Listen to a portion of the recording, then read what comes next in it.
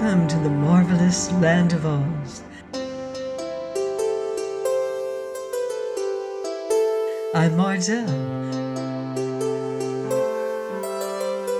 reading The Scarecrow of Oz by L. Frank Baum.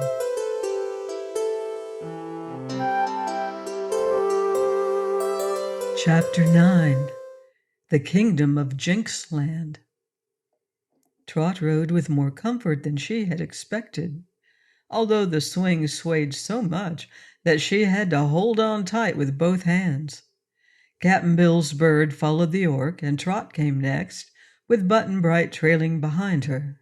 It was quite an imposing procession, but unfortunately there was no one to see it, for the Orc had headed straight for the great sandy desert, and in a few minutes after starting they were flying high over the broad waste, where no living thing could exist.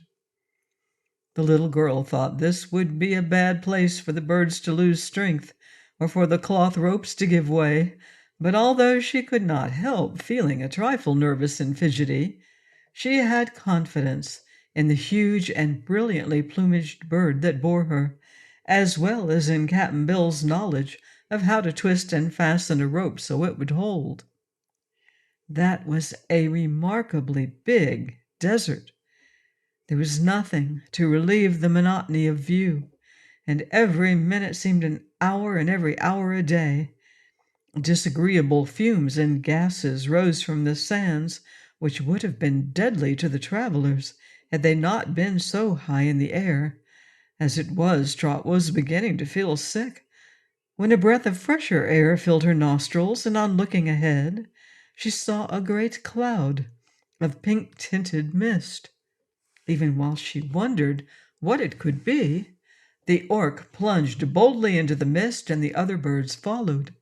She could see nothing for a time, nor could the bird which carried her see where the Orc had gone, but it kept flying as sturdily as ever, and in a few moments the mist was past, and the girl saw a most beautiful landscape spread out below her, extending as far as her eye could reach.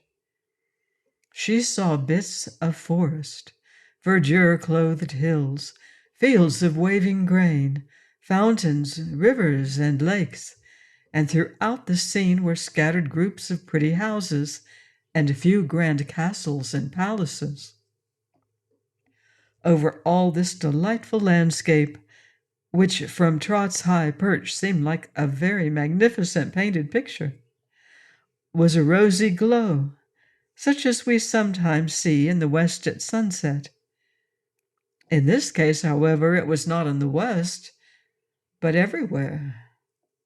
No wonder the Orc paused to circle slowly over this lovely country. The other birds followed his action, all eyeing the place with equal delight.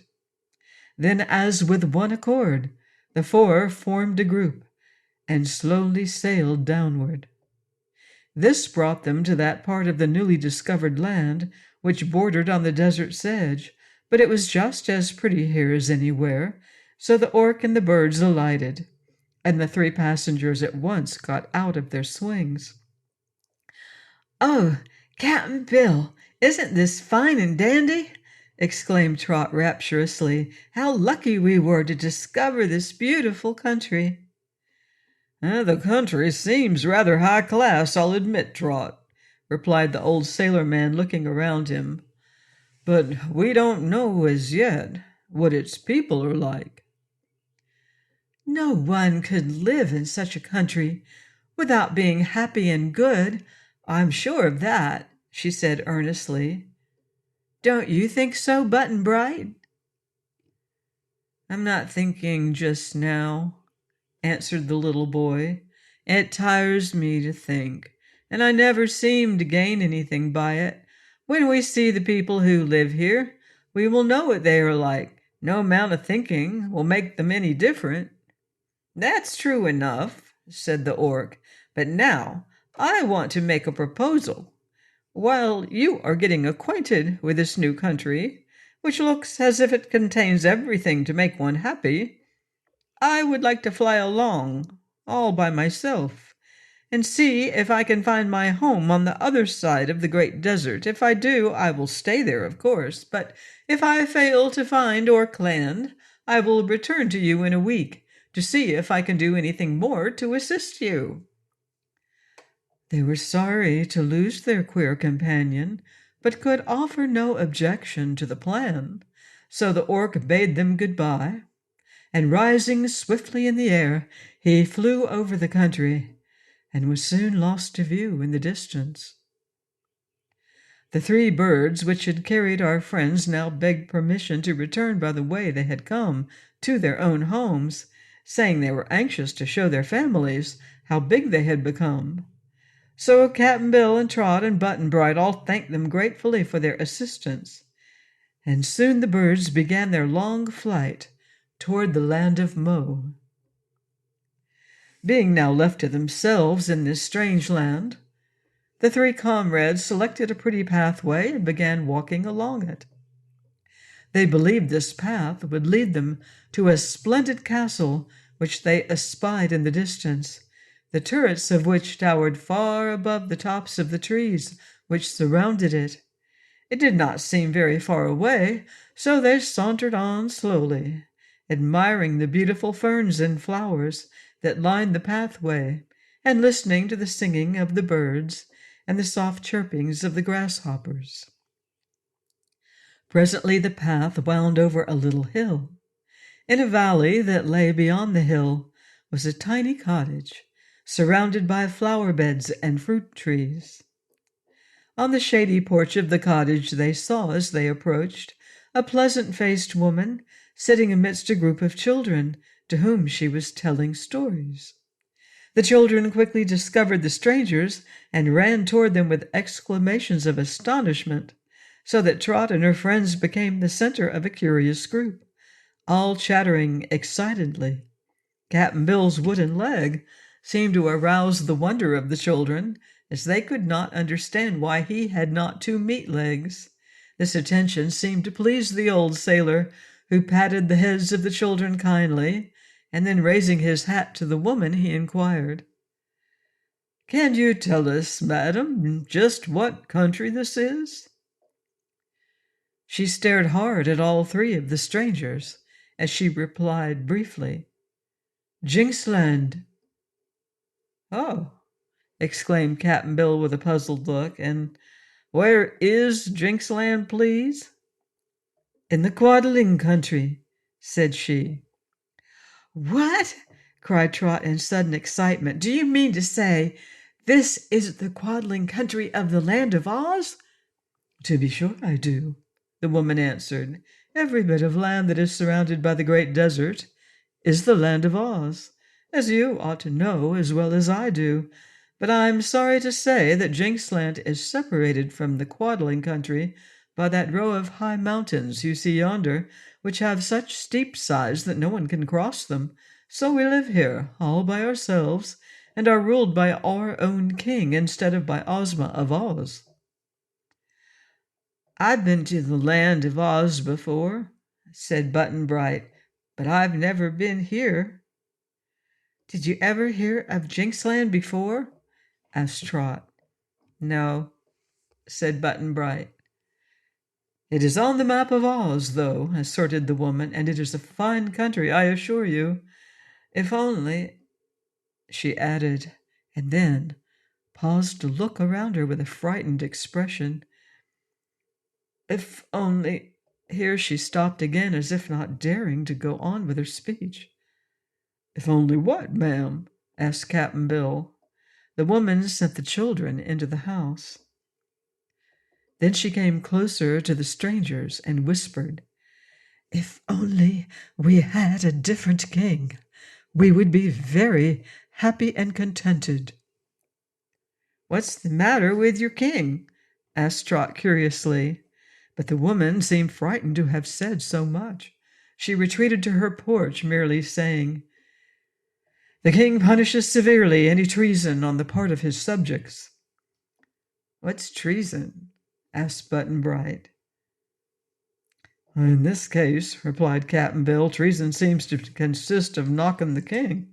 But I guess we know his disposition now as well as if the lady had said more. I wonder, said Trot, going up to the woman, if you could spare us something to eat. We haven't had anything but popcorn and lemonade for a long time. Bless your heart. Of course I can spare you some food, the woman answered, and entering her cottage, she soon returned with a tray loaded with sandwiches, cakes, and cheese. One of the children drew a bucket of clear, cold water from a spring, and the three wanderers ate heartily and enjoyed the good things immensely. When Button Bright could eat no more, he filled the pockets of his jacket with cakes and cheese, and not even the children objected to this. Indeed, they all seemed pleased to see the strangers eat. So Cap'n Bill decided that no matter what the King of Jinxland was like, the people would prove friendly and hospitable. "Whose castle is that yonder, ma'am?" he asked, waving his hand toward the towers that rose above the trees. "It belongs to His Majesty, King Cruel," she said. "Oh, indeed. Does he live there?" "When he is not out hunting with his fierce courtiers and war captains," she replied. "Is he hunting now?" Trot inquired. "I do not know, my dear. The less we know about the king's actions, the safer we are." It was evident the woman did not like to talk about King Cruel, and so, having finished their meal, they said good-bye and continued along the pathway. "Don't you think we'd better keep away from that king's castle, Cap'n?" asked Trot. "Well," said he, "King Cruel would find out sooner or later that we are in his country, so we may as well face the music now. Perhaps he isn't quite so bad as that woman thinks he is. Kings aren't always popular with their people, you know, even if they do the best they know how." "Ozma is popular," said Button Bright. "Ozma's different from any other ruler, from all I've heard," remarked Trot musingly as she walked beside the boy. "And after all, we are really in the land of Oz, where Ozma rules every king and everybody else. I never heard of anybody getting hurt in her dominions, did you, Button Bright?" "Not when she knows about it," he replied, "but those birds landed us in just the wrong place, seems to me. They might have carried us right on over that row of mountains to the Emerald City." "True enough," said Cap'n Bill, "but they didn't, so we must make the best of Jinxland. Let's try not to be afraid." "Oh, I'm not very scared," said Button Bright, pausing to look at a pink rabbit that popped its head out of a hole in the field nearby. "Nor am I," added Trot. "Really, Cap'n, I'm so glad to be anywhere at all in the wonderful fairyland of Oz. And I think I'm the luckiest girl in all the world. Dorothy lives in the Emerald City, you know. So does the Scarecrow and the Tin Woodman and Tik-Tok and the Shaggy Man and all the rest of 'em we've heard so much about, not to mention Ozma, who must be the sweetest and loveliest girl in all the world." "Take your time, Trot," advised Button Bright. "You don't have to say it all in one breath, you know. And you haven't mentioned half the curious people in the Emerald City." "That 'ere Emerald City," said Cap'n Bill impressively, "happens to be on the other side of those mountains that we're told no one is able to cross. I don't want to discourage you, Trot, but we're almost as much separated from your Ozma and Dorothy as we was when we lived in California." There was so much truth in this statement that they all walked on in silence for some time. Finally they reached the grove of stately trees that bordered the grounds of the king's castle. They had gone halfway through it when the sound of sobbing, as of someone in bitter distress, reached their ears and caused them to halt abruptly. Please join me next time for more Aussie adventure in The Scarecrow of Oz by L. Frank Baum. Goodbye for now. See you in Oz.